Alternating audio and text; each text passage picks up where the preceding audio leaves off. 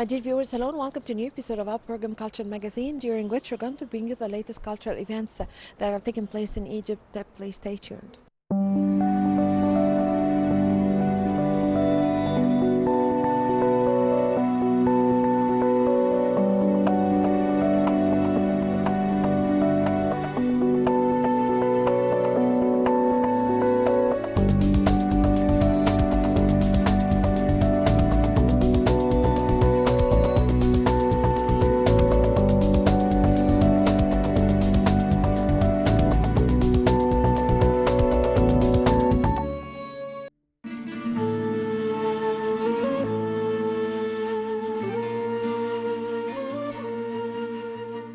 The Islamic World Educational, Scientific and Cultural Organization, ISESCO, has inscribed 3 unique sites in Egypt to its Islamic World Heritage List. These sites are the Egyptian Museum in Cairo's Tahrir Square, the Baron Palace in the Heliopolis district of Cairo, and the ancient Shali Fortress in Siwa Oasis. The registration has been approved during ISESCO's last meeting in the Moroccan capital, Rabat. The inclusion follows the Ministry of Tourism and Antiquities submission of files highlighting the archaeological and artistic dimensions of the sites, as well as their architectural elements. The ministry also made note in reports of the state of their preservation. Secretary General of the Supreme Council of Antiquities, Mustafa Waziri, said that the registration of these sites comes as part of the Ministry of Tourism and Antiquities strategy to highlight priority archaeological sites. This includes registering them on international heritage lists to introduce them to visitors and improve them as tourist attractions. The Egyptian Museum in Tahrir Square was previously registered on the tentative list of UNESCO's World Heritage last February. There have been comprehensive restoration operations carried out on Siwa's Shali Fortress and the Baron Palace in Heliopolis. The Baron Palace's recent opening to visitors has contributed to the inscription to the ISESCO list.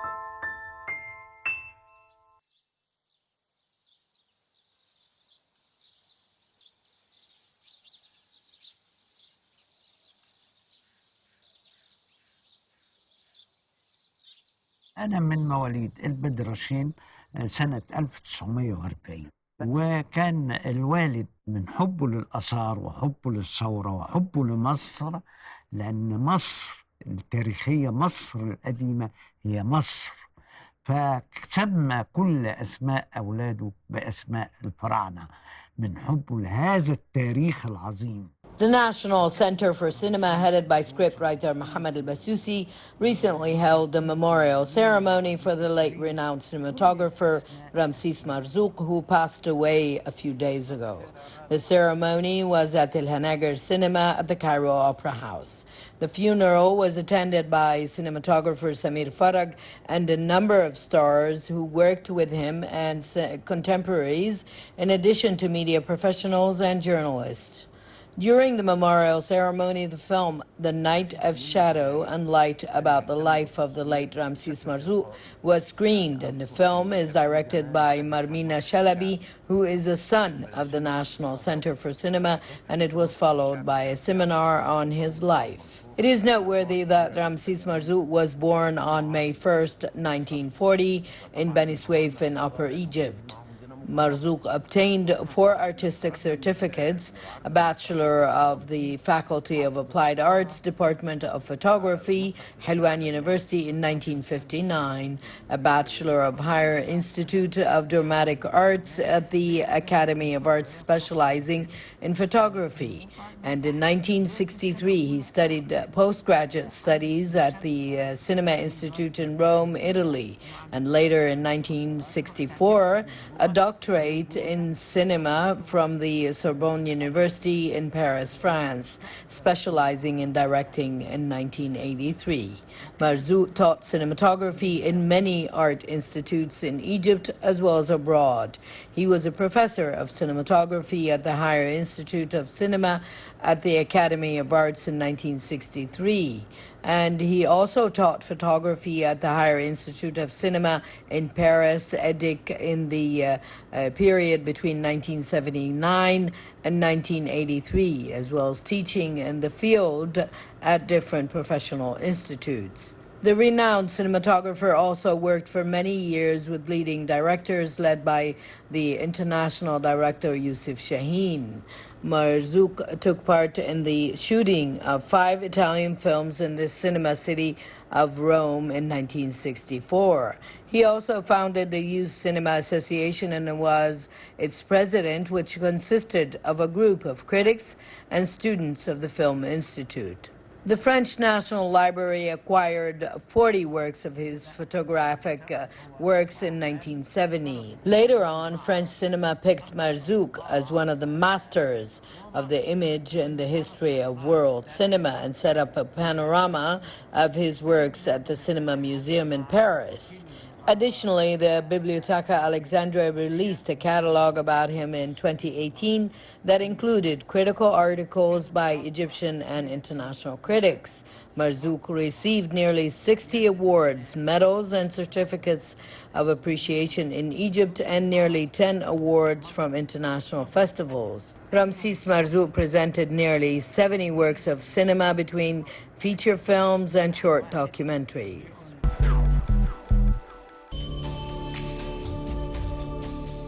The Cairo Opera House artistic delegation has arrived in Rome to present the historical performance of Opera Aida.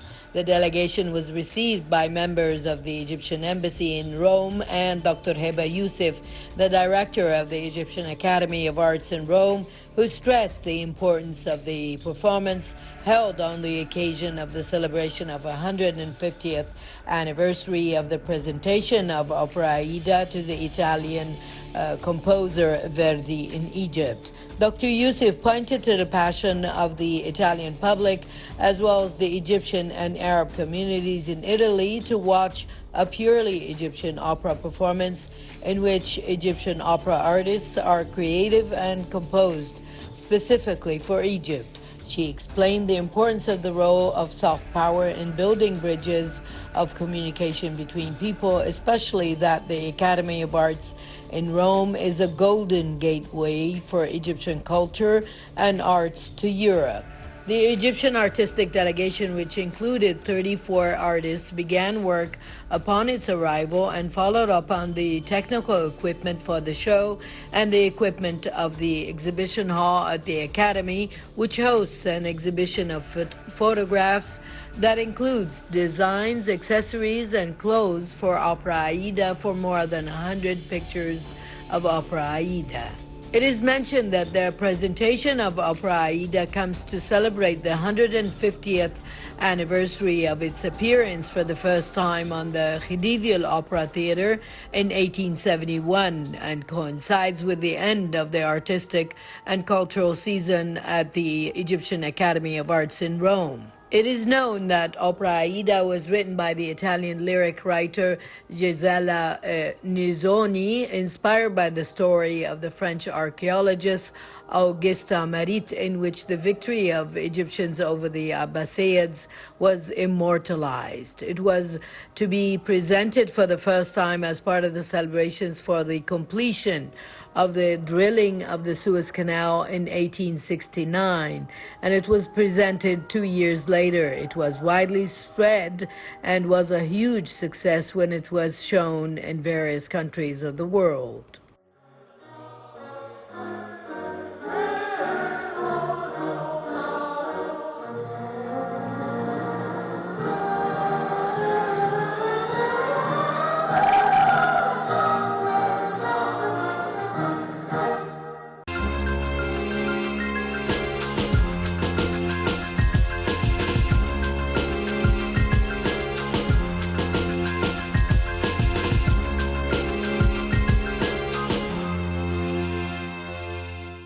The Ministry of Culture is always keen on preserving heritage. Please stay tuned.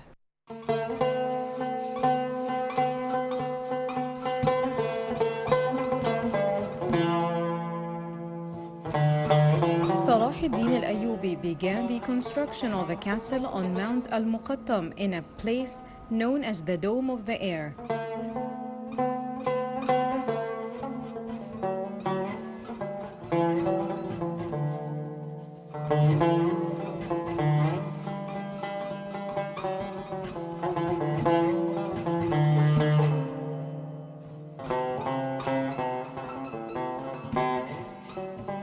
But he did not complete it in his lifetime.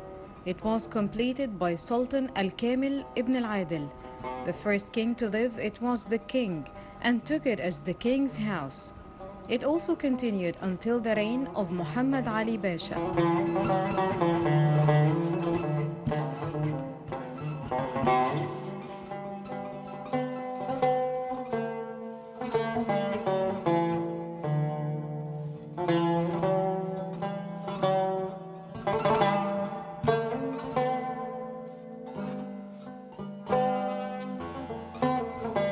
The fortress has witnessed many historical events during the Ayyubide and Mamluk eras and the French campaign against Egypt in 1798, until Muhammad Ali Pasha reigned in Egypt, where he restored prosperity and greatness.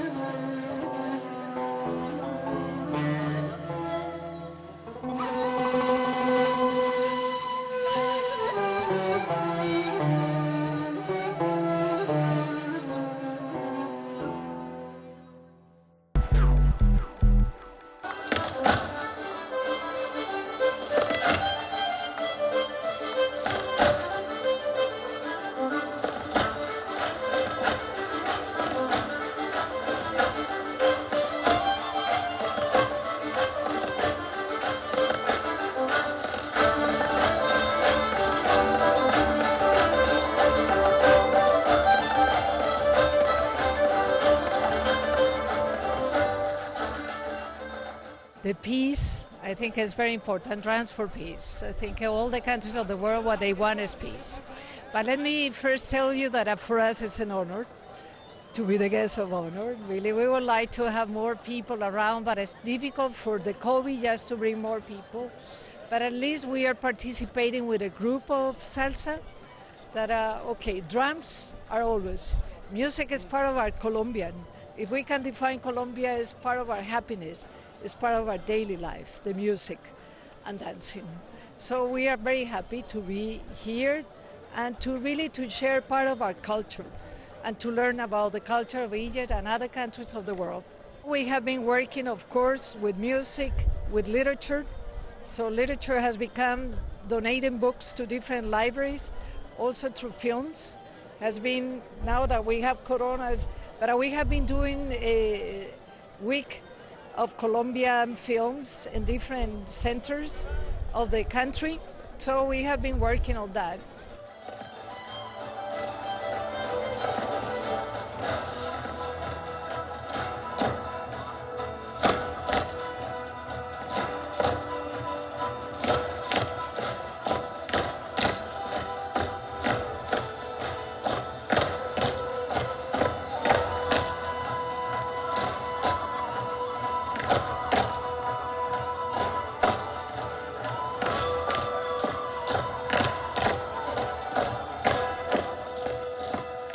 I love the idea, really, and I think it's a big effort, and it's an important effort, just really to try to share the music through the drums.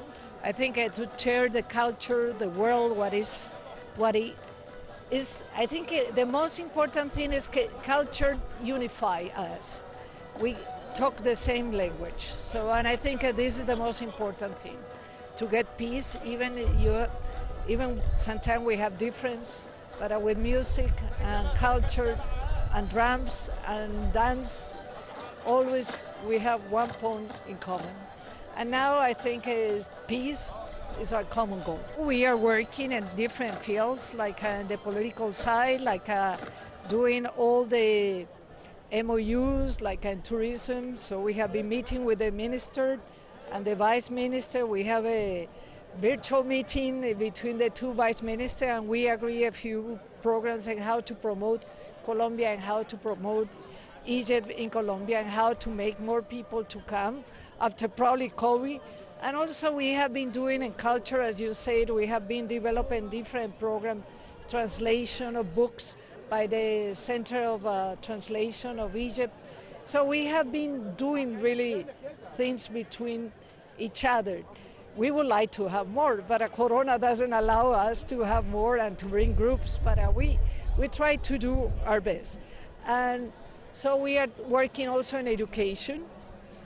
We are working in trade. Yeah, so we are improving our trade between the two countries.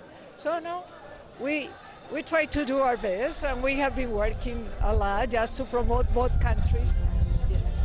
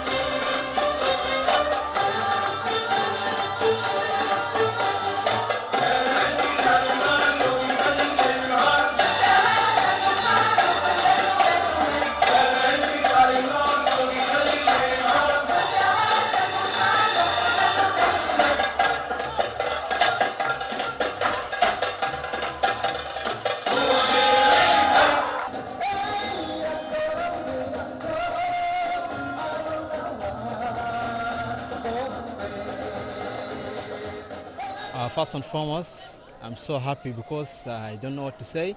So, and the rest, I don't know from where to start and what to say, because if I talk now, I will talk a lot and I'll say too much things. So let me just keep quiet here. It was something very amazing. As for me as an individual, it was my first time to perform in Egypt. It was my first time to perform in a crown like this. So I was so happy, and it was a great feeling, and I was feeling what I was doing. It was something amazing, I can say. It was so amazing, so great. If you ask me now, I can do it. Just right now, I can do it now. So tomorrow we are going to have another show, because in the timetable tomorrow we are having like 30 minutes, so it is for South Sudan. So tomorrow we are going to perform again. So we are happy and ready to see you tomorrow again.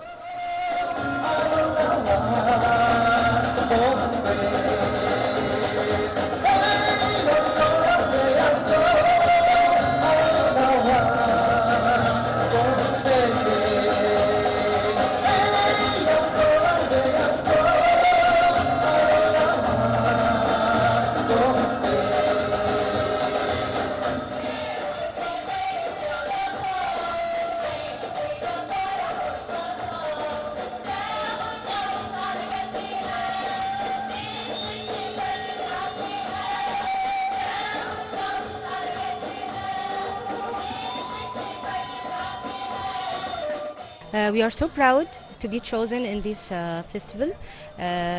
So we tried so hard to be presentable. We are participating in the next days, Sunday and Wednesday, in Abu Tulghuri and Opera. Yes, we would like to participate again. We hope that that you are enjoying in our performance, and we hope that Tablet Sit is traveling all over the world.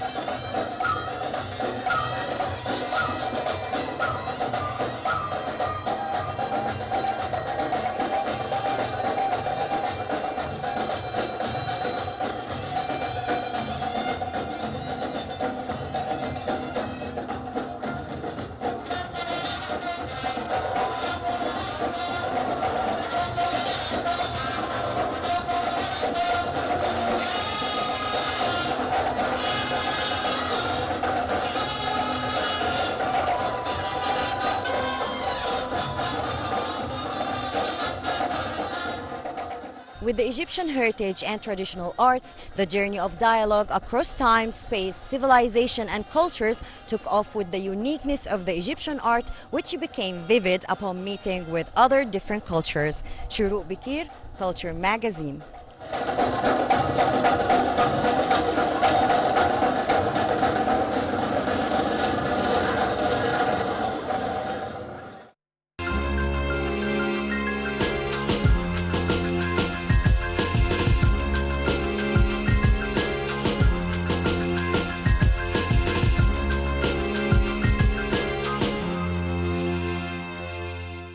Well, we are still with you in our segments in the Cultural Magazine. Please stay tuned.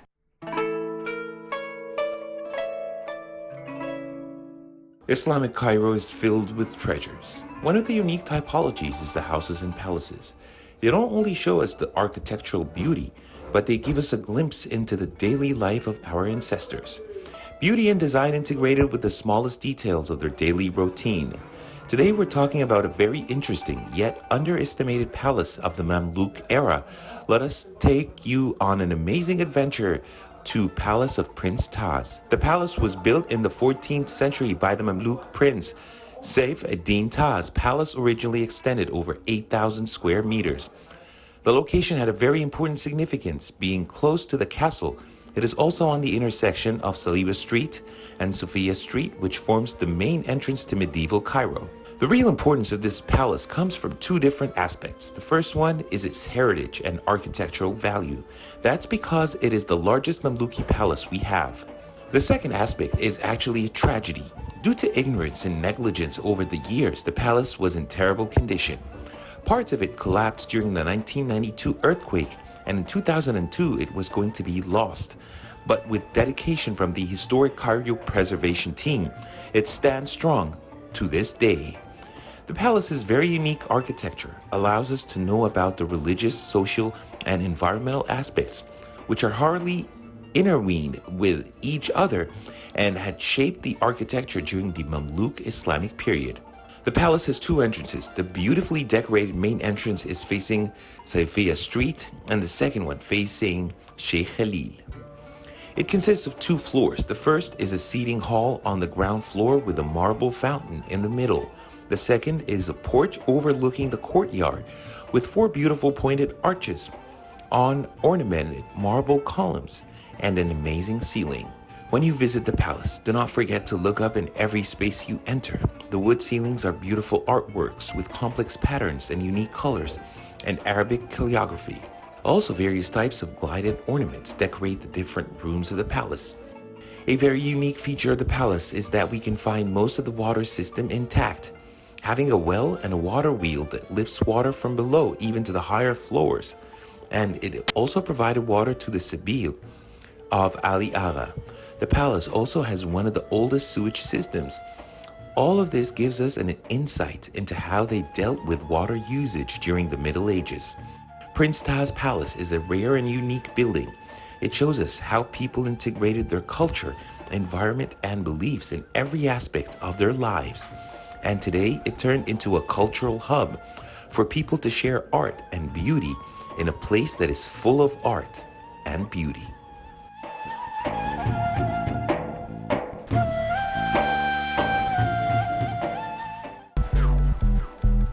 Well, with this, my dear viewers, we come to the end of this episode of our program, Culture Magazine.